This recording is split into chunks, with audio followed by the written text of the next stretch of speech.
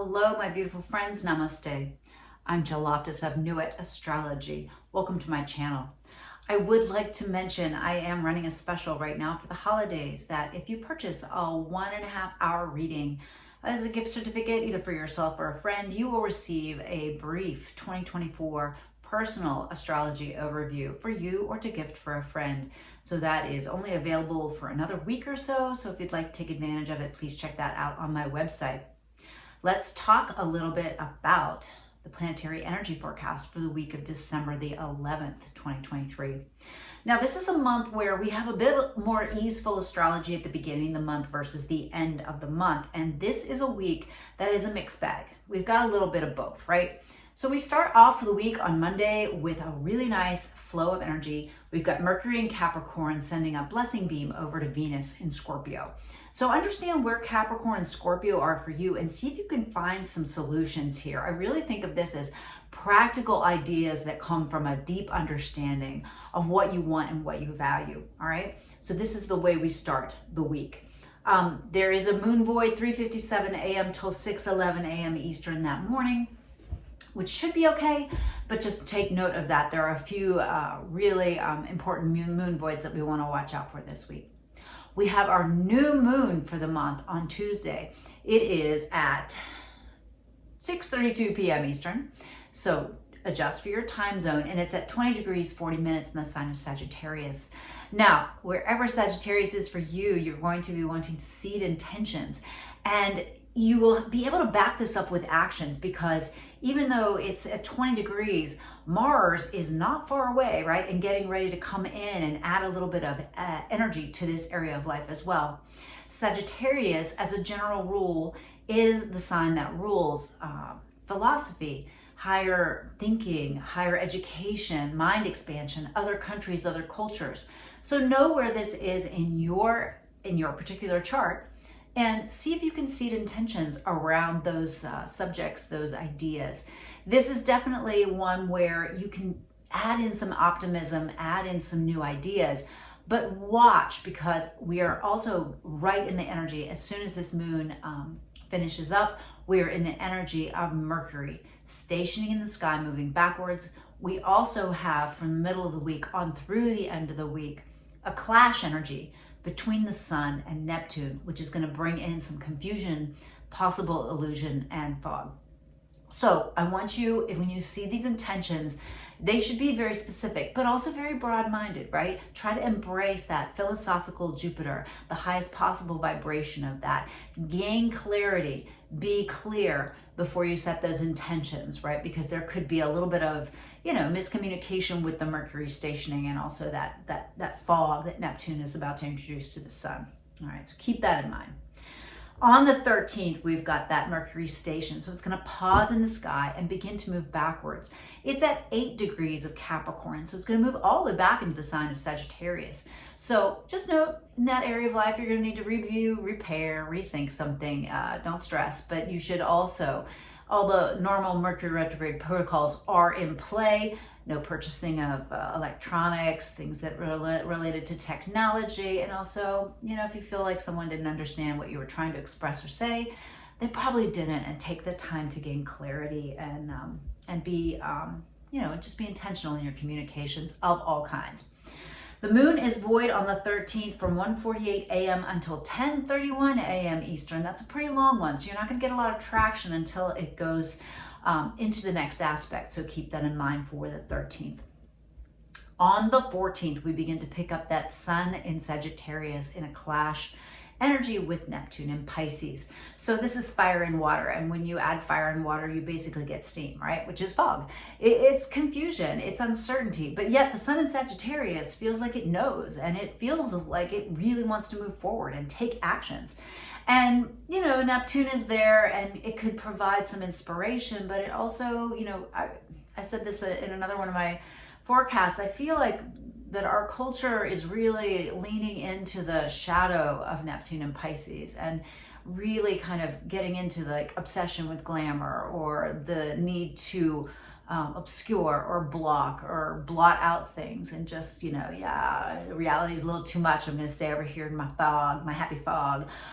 So watch that tendency or that drive to want to block things out. Beginning around, I would say all week, but particularly once you get to the 14th or so through the end of the week, watch that tendency to want to obscure or polish things up or not see things clearly. It's like that Two of Swords energy in tarot. That's where I'm feeling this vibe. Now, on a positive note, that sun is also picking up a trine, a beautiful flow with the North Node in Aries. And so the more you can kind of hone your independence, your, drive, you're like, yes, let's do this. I think you'll be aided with that. It's also sending a nice little sextile energy over to Libra. So a little beneficial energy towards partnerships. And another really nice energy that's beginning to flow on this day is Mars in Sagittarius is beginning to flow with Chiron in Aries. And so there's this beautiful fire flow that's available to you to take time to heal, to figure out what hurts in the Aries part of life. Where do you not feel whole or complete? Where do you feel damaged? Mars is there with a brilliant philosophy, with a new holistic healer, with a new idea. Of course, you could take a book you could read.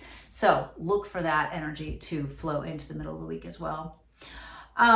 Now on the 15th, Mercury is going to back up, beep, beep, beep, in through Capricorn and pick back up to a beautiful flow of energy with Jupiter. Now this would have happened earlier in the month around the 6th or 7th.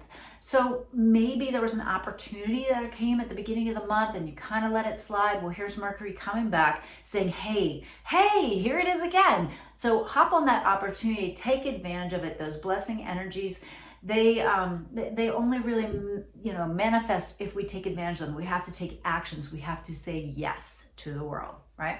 At the same time, we're still getting a stronger energy of that clash of Sun and Neptune.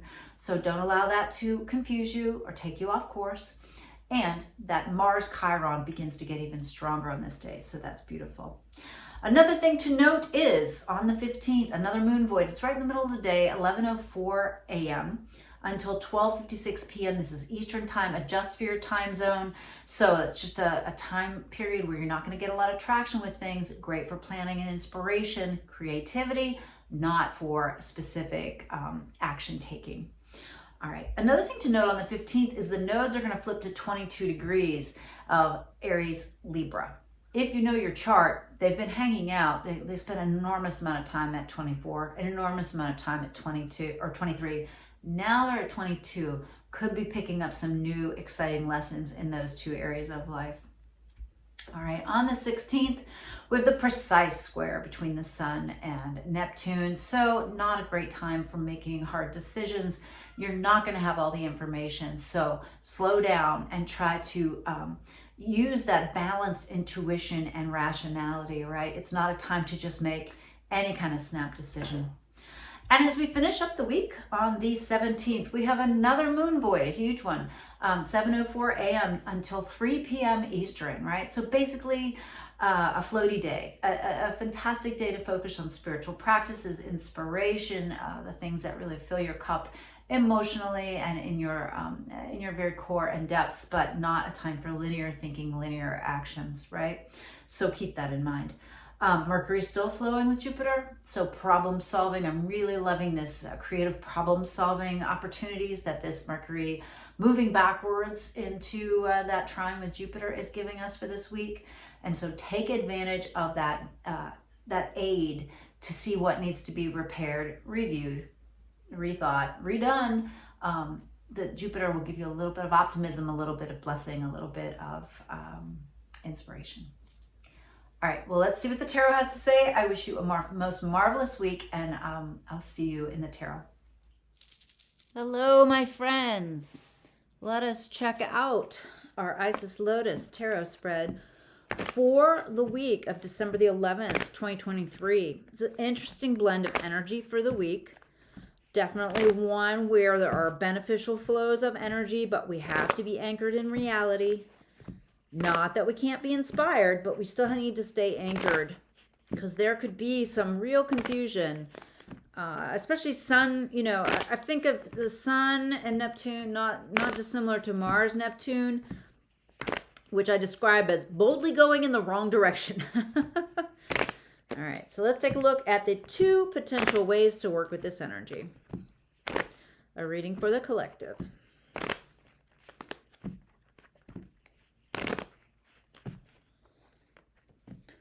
All right. And first up, the basic influence of the past was the Fool. All right, this means there's these ideas, these desires, these infinite possibilities. And so it's important that we realize we're coming from this place of power. That means anything's possible. And then there's you, 7 of Cups, entertaining all these different ideas. The issue is it's maybe too much. Maybe it's scattering your energy. You need to focus. Present environment, we've got the Empress, so fertility. This is the birthing of an idea, a project, a book, a human, extremely creative. And as these energies culminate, look at this, the Lovers. So there's a perfect opportunity this week. You've got to take advantage of it. You are being told if you're watching this. Key card of the future, King of Wands. So this is a very action-oriented sign, right? And it makes sense with that, fire sign sun going on here, right? This is a very initiating. Cardinal energy is about starting things. Now, the 2 different ways to work with it, we've got the 6 of Pentacles, which is pouring time, energy, resources into this new idea, or Queen of Wands, approaching it with a little bit more of a nurturing tendency. Maybe this, I would think, indicates a little bit more planning, a little bit more idea-oriented versus, all right, I've got the idea, boom, I start doing stuff, I start pouring time and energy into it. No, maybe perhaps one of the ways to work with it is to do a little bit more action as far as nurturing the idea, all right?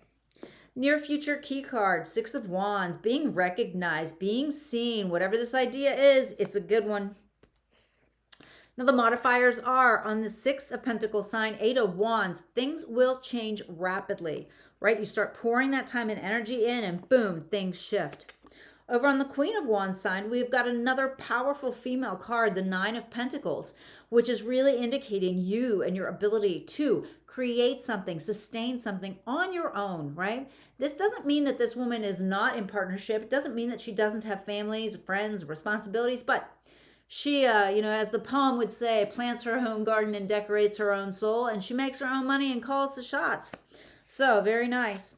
Over here on the 6 of Pentacles side, we've got the 8 of Wands, and now we have the Ace of Wands. So things will shift very quickly, and then there will be a brand new initiation on this side as well. Very powerful. Over on the Queen of Wands side, we've got the Moon. Now, 9 of Pentacles, right? The independent woman, and here's the Moon. So you need to be a little bit more intuitive if you're over on this other side, right? It's not so much... it's not about everything being on the, obvious or on the surface.